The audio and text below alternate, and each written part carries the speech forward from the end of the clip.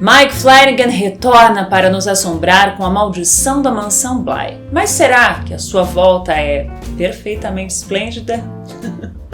Não sai daí!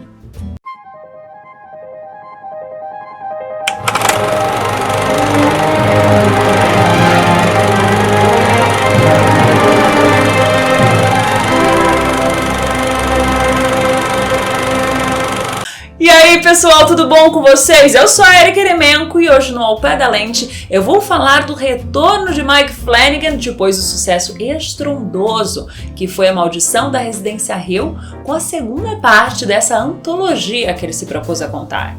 Em A Maldição da Mansão Bly nós acompanhamos a jovem Dani Clayton, uma americana que mora na Inglaterra, contratada para cuidar de duas crianças, a Flora e o Miles, que perderam seus pais recentemente. Ela muda então para a mansão Bly para fazer isso e descobre que a moça que antes ocupava seu lugar morreu 6 meses atrás.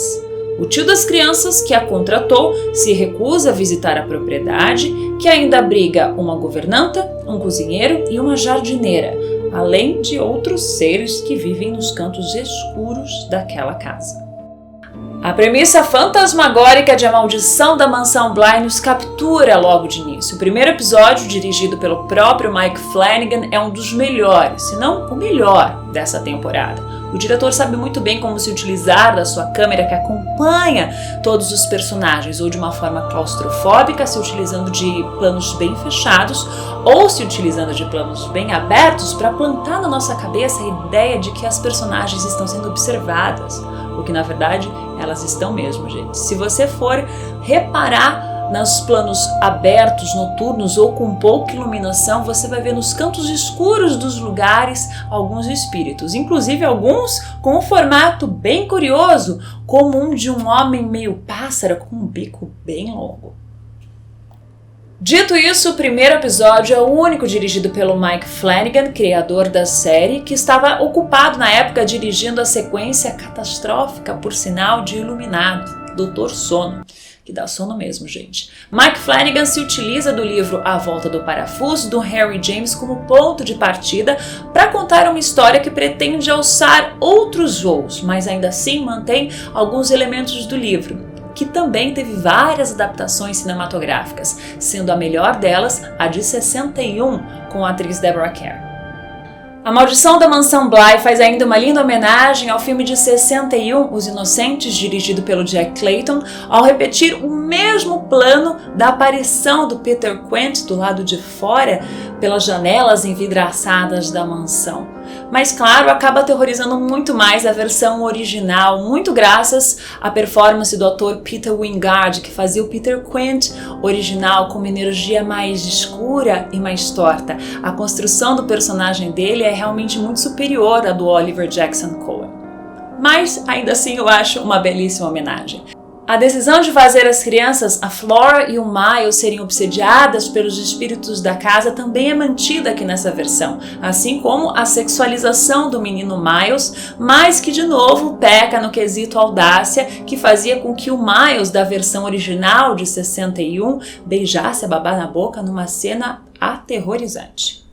Posto tudo isso e os nomes dos personagens que também são os mesmos, as semelhanças com o livro param por aqui.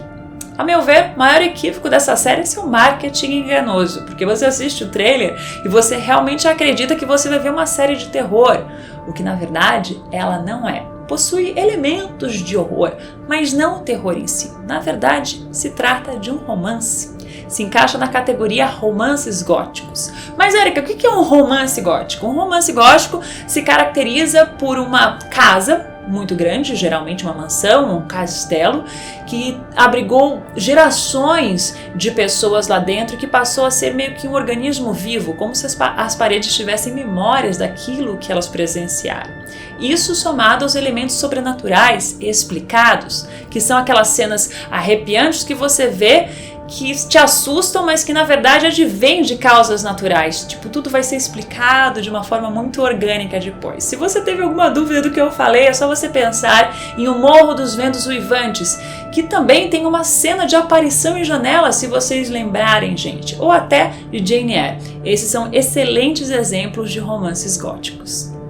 Então vamos lá, estamos falando de uma história de amor com fantasmas e não uma história de terror que tem amor no meio, que é bem diferente. Na Mansão Bly são as histórias de amor que fazem daquele lugar um local assombrado. Então você tem o amor escondido, proibido, você tem o amor de irmãos, você tem amar alguém que você acha que você não deve amar. Todas essas histórias estão escondidas nos cantos daquela casa esperando por libertação. Elas só não sabem como fazer isso.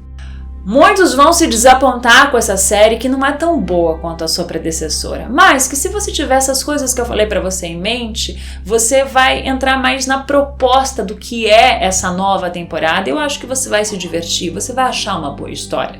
O design de produção continua belíssimo e a cinematografia trabalha a todo momento para imergir você naquela história.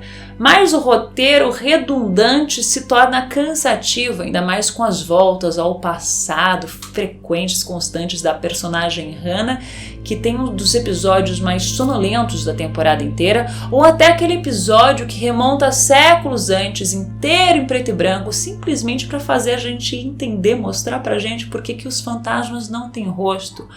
O que, na verdade, você que já assistiu 7 episódios, até esse momento você já viu 7 episódios, você já entendeu o que está acontecendo. A sensação que fica é que a Mansão Bly se esforça para fazer o que Residência Hill fez sem esforço algum, que é contar uma história. Apesar das fortes performances de um elenco como todo, destacam-se a Tanaya Miller, que faz a Hannah, que possui a personagem de construção mais difícil da trama. Aliás, a atriz se sai muitíssimo bem e tem uma presença muito bonita em cena.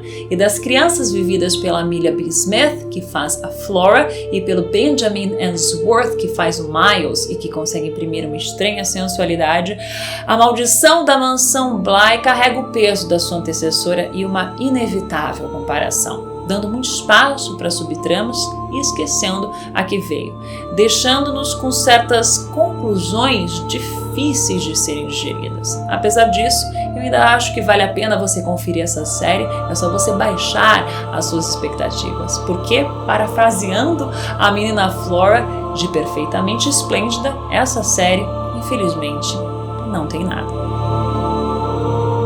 É isso por hoje, espero que vocês tenham curtido. Não esquece de deixar seu like pra mim e escrever nos comentários aqui embaixo o que você achou desta temporada. Cuidado com os spoilers, gente, que tem muita gente que não acabou de ver a série ainda, combinado?